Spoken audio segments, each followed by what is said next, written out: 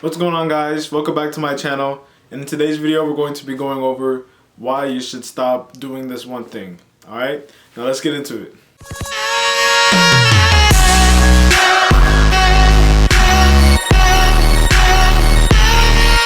Today we're going to be talking about a topic which is ego lifting. It's not actually a word, but it's a word that was made up to prescribe an action or a usually common action that you see in the gym, and it's just people lifting a lot more weight than they actually can. And why do people do this? People do this just to either impress their friends or just try to say they're physically fit, or just do something of the sorts, I guess, to like not ruin their pride or not make them seem weak. The reason why this isn't good is because it encourages bad habits. First of all, it will encourage bad form. If you don't know what you're doing, you're going to keep on doing the same thing that you've been doing before. So if you're ego lifting and you're doing too much weight, your form is probably abysmal. So trying to look up the form and understand what the exercise is actually about, instead of just following what your friends did in the gym or what you've seen happen occasionally in the gym. You should try to focus on what your form is to you, and you should try to focus and see what your form is to you, and also look up other ways people do this form. Another way it encourages bad habits is range of motion. Most of the time you'll see people do bench press, but they're not actually doing bench press. It's more like they're coming down like 1 inch and then they go back up. That's not actually bench press. The bench press is when taking the bar in a straight line going down towards your chest, or it could be in the diagonal line.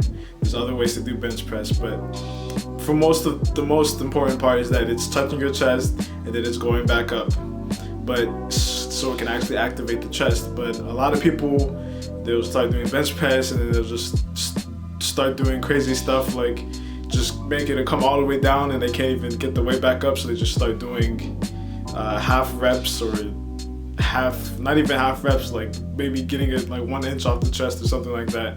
And that's not actually bench pressing. You need to be actually doing the full range of motion of your workouts, so your muscles can actually be put under stress and start to develop. A good way to counteract this is just to start light. If you've never done it or seen it before, just start with a lightweight, just start with a bar, or just start with the lowest there is, and actually try to learn how to do the exercise. If you're in the gym with your friends, try to, if they're experienced, maybe try to see if they can help you with this, or you just should see a personal trainer, or you should actually look it up, which is what most of us do. But it should be by a certified personal trainer or somebody that's been doing this forever. I think this is a great way to counteract ego lifting, because sooner or later you're going to want to do heavy weights, because with heavy weights come greater rewards, right? So, but it's gonna go terrible if you don't actually know the form and what you need to be doing. And then once you've done that, you can then slowly increase the weight until, while you're progressive overload, getting that good progressive overload in there, and start to increase slowly in 5 pounds or 10 pounds at a time, so you're not going into that ego lift territory where you're gonna do 225 and like you've only been squatting for like three weeks. And not to say that you can't do that, it's just most of the time you're not going to be able to handle it. Maybe if you've done sports or other athletics before, but if you've never really worked out before, that's going to be a lot for somebody who hasn't done that before. For ego lifting, you just need to stop. Stop it.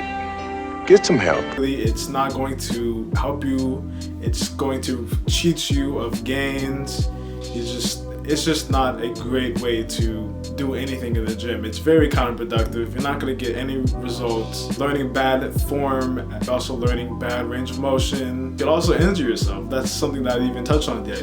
Ego lifting mostly leads to injury, because you're not doing, as I mentioned before, you're not having correct form, and you're not going the full range of motion. And most likely your muscles, if you're ego lifting and you're doing heavy amounts of weight, you're not going to be able to respond. Your body's not going to be able to respond or have enough strength to actually lift the weight and do the exercise, so it may fall on you or fall on somebody else, so it's actually harmful to you to actually do ego lifting. It's just ego lifting is a very counterproductive action that you could be doing in the gym. Just because your friends are doing a good amount of weight doesn't mean you have to also. Don't let anybody peer pressure you into doing that, because I know that's a thing. If your friends will try to make you do the same amount of weight because they want you to get stronger, but they may be pushing you past your limits. So try to